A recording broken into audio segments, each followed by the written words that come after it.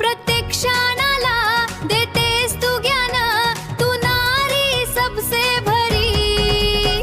हे सांगायला आली CBS न्यूज मराठी, आपल्या हक्काची वाहिनी भरी.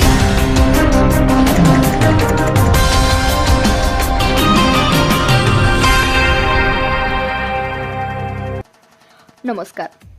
माझ्या आयुष्यातला खरा आधारस्तंभ म्हणजे माझी आई सौ रेश्मा चांद शेख.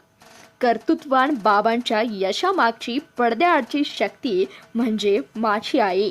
आई हे केवळ एक नाव नाही, तर माझ्या संपूर्ण अस्तित्वाचं आणि संघर्षाचा एक केंद्रबिंदू आहे. आज जागतिक महिला दिनानिमित्त जगातील प्रत्येक कर्तृत्ववान स्त्रीला शुभेच्छा देताना माझं मन कृतज्ञतेनं ज्या माऊलीसमोर नतमस्तक होतं ती म्हणजे माझी आई सौ रेश्मा चांद शेख. मायेची ऊब आणि शिस्तीचा पदर. माझी आई आहे थोडीशी रागीट आणि थोडीशी चिडकी, पण त्या रागामागचं असणारं तिचं अथांग प्रेम आणि आमची काळजी फक्त आम्हालाच ठाऊक आहे. तिचं चिडणं हे एका माळीसारखं आहे, जो झाडाला आकार देण्यासाठी थोडा कठोर होतोच हो, पण मुळाशी मात्र प्रेमाचंच पाणी घालतो. तिच्या मायेच्या खुशीत शिरलं की जगातील सर्व दुःख आणि थकवा एका क्षणात विसरून जातो. आज संपूर्ण महाराष्ट्रात चांदभैया शेख हे नाव आदराने घेतोय. बाबा आज यशाच्या ज्या शिखरावर विराजमान आहेत आणि महाराष्ट्राच्या कानाकोपऱ्यात जे नाव निर्माण होत आहे, त्यामागे पडद्याआड राहून अहोरात्र कष्ट करणारी खरी शिल्पकार म्हणजे माझी आईच. म्हणतात ना, एका यशस्वी पुरुषामागे एका स्त्रीचा हात असतो. मी ही वाक्य प्रत्यक्षात जगताना पाहिलं आहे.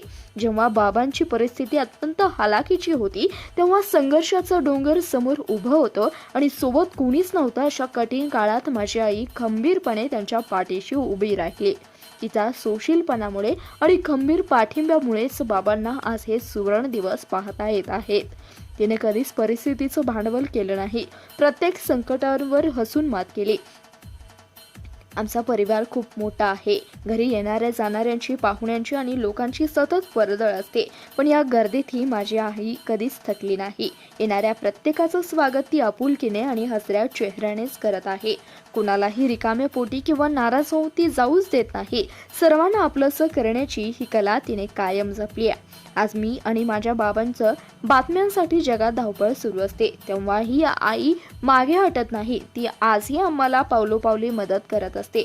मला आठवलं, बाबा सांगतात की जेव्हा त्यांनी पत्रकारितेच्या क्षेत्रात पहिलं पाऊल टाकलं, त्यांनी सुरुवात केली, तेव्हा आजच्या सारखं सोपी माध्यम उपलब्धच नव्हती. त्या काळात बाबांच्या खांद्याला खांदा लावून बातम्यांची पानं ना पानं स्वहस्ते लिहिणारी माझी आई ही आमची पहिली संपादक आणि आमची पहिली मार्गदर्शक होती. जुन्या आठवणींमधील तिचं ते कष्ट पाहून आजही आमचा ऊर अभिमानाने भरून येतोय.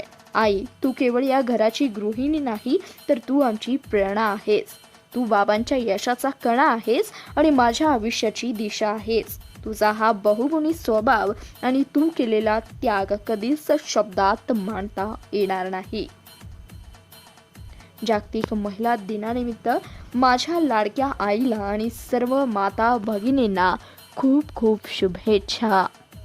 तुझीच लाडकी. धन्यवाद.